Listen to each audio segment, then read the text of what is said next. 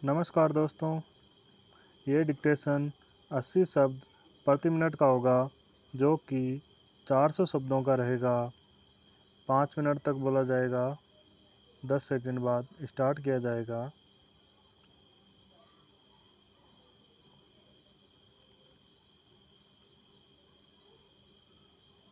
Start. सभापति महोदय, हमारे देश में गृह मंत्रालय और गृह मंत्री का कितना महत्व है, इसका अनुमान इसी से लगाया जा सकता है कि स्वतंत्र भारत में गृह मंत्रालय का भार सरदार पटेल ने स्वयं अपने कंधों पर लिया। सरदार पटेल का साहस, उनका उत्साह और उनकी बुद्धि तीनों ही हमारे गृह मंत्रालय के लिए आदर्श का काम कर सकती है।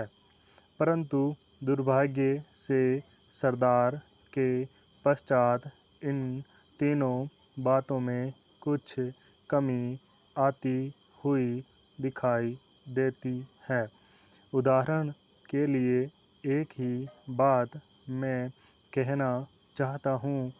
1962 में जब हमारे देश पर चीन का हमला हुआ तो 14 नवंबर 1962 को हम सब ने इसी सदन में खड़े होकर एक प्रस्ताव पास किया था, जिसके शब्द थे, भारत की भूमि जब तक हम शत्रु से स्वतंत्र नहीं करा लेते तब तक हमारा यह संघर्ष बराबर जारी रहेगा, भले ही वह कितना ही लंबा क्यों न हो।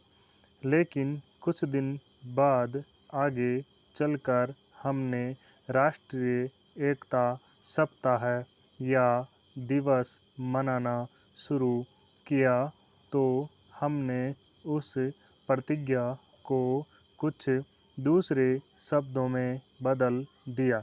उस प्रतिज्ञा के शब्द थे, मैं अपने देशवासियों के संकल्प को दोहराता हूँ कि मैं अपने देश की स्वतंत्रता तथा एकता की रक्षा करूँगा, चाहे इसके लिए कितना ही कड़ा और लंबा संघर्ष क्यों न करना पड़े।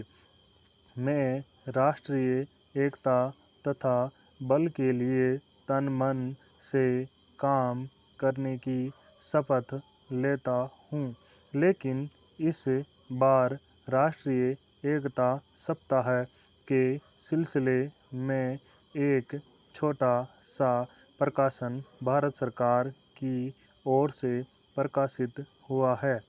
इस प्रकाशन में स्वयं इन्होंने लिखा कि 1962 में चीन द्वारा आक्रमण के बाद शपथ की भाषा में थोड़ा परिवर्तन कर दिया गया है और जो शब्द बदल दिए गए हैं उनको भी मैं सदन की जानकारी के लिए सुनाना चाहता हूँ।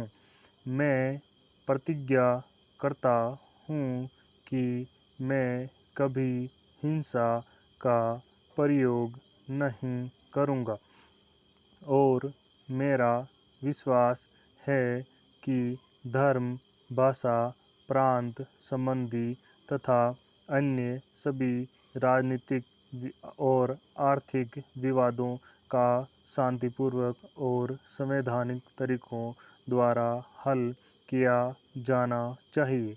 मैं आपके माध्यम से जानना चाहता हूँ कि 1962 में संसद ने जो निर्णय किया था, क्या भारत सरकार अपने उस निर्णय से हट रही है।